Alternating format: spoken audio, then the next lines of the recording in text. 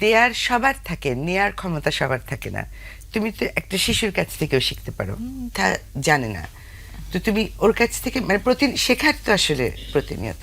আরেকটা কথা সত্যি। বলে যাই আমরা কথাবার্তা যাওয়ার আগে, যে আমার নিজে আমি মাঝে মাঝে চিন্তা করি আমার নিজেকে খুবই সৌভাগ্যবান মনে হয় একটা ব্যাপারে, যে আমার যারা কলিগস ছিলেন বা এখনো আছেন তাদের ছেলে মেয়েরাও আমার কলিগস। এটা ফ্যাসিনেটিং আমার জন্য, তাকে ফ্যাসিনেটিং এটা একদম আমার কাছে। বেশ মজ যদি বলেন।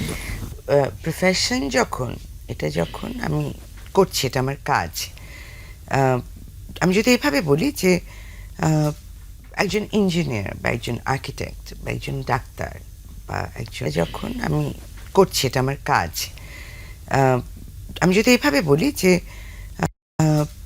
একজন ইঞ্জিনিয়ার বা একজন আর্কিটেক্ট বা একজন ডাক্তার বা একজন আইনজীবী, ওটা তার প্রফেশন।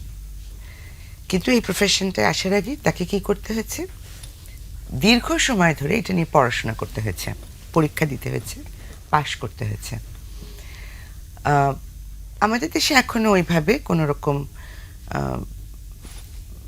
স্কুল বা ইউনিভার্সিটি ডিপার্টমেন্টস হয়েছে বা স্টেজ বা টেলিভিশন এখনো হয়নি, যেমন ইন্ডিয়াতে আছে বা লন্ডনে আছে। তাতে যেটা হচ্ছে যে ইন্ডিভিজুয়াল ট্যালেন্ট এবং কিছু অতি উৎসাহী মানুষের পাগলামি আমি বলি, ওইটাকে কেন্দ্র করেই আমাদের থিয়েটার, টেলিভিশন, শিক্ষার জায়গাটা আসছে না। তো আমি ডাক্তার, ইঞ্জিনিয়ার, লয়ার হতে গিয়ে ওটাকে আমার পেশা হিসেবে যখন আমি নিচ্ছি, তখন আমি নিজেকে তৈরি করছি, আমি স্কিলড হচ্ছি।